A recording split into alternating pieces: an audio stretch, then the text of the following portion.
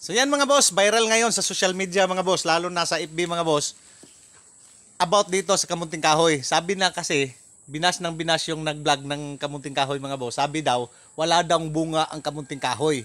Saan daw tayo nakakita ng kamunting kahoy na namumunga? So itong bunga na ito mga mali kabutil. kayo dyan. Mali po yung mga basher dyan. Mali po yung mga basher na nagsabi hindi namumunga yung kamunting kahoy. So namumunga po ang kamunting kahoy, bilog. Tumanda na yung kamunting kahoy nyo. Mayroon po yung bunga na maliliit na kasing liit nito mga busing, bilog.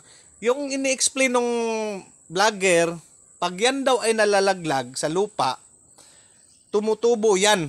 Kasi seeds naman din yon. Yung seeds na yon tumutubo, yun po ang hindi po pwedeng kainin. Kasi may ano yon, may poison yon. So may lason po yon. Yung galing sa seeds ng kamunting kahoy. Namumunga po ang kamunting kahoy.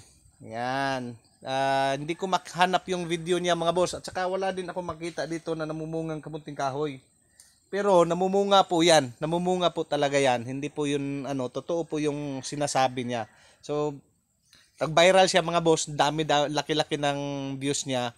Kasi marami siyang basher. So, ganun naman talaga eh. Hindi ko siya maipagtanggol kasi nawawala na yung videos niya. So, ang maano ko sa lahat, gusto kong ipagtanggol siya, kaso lang, hindi ko makita na yung videos niya. Namumunga po ang kamunting kahoy. So, hindi po siya nagbibiro, hindi po wrong information yung video niya.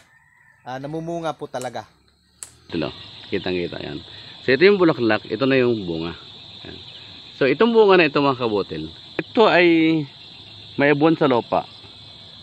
Ay tutubo. Pag tumubo ito mga kabutil, ay yung laman nito, yun mga kabutil ang nakakalason.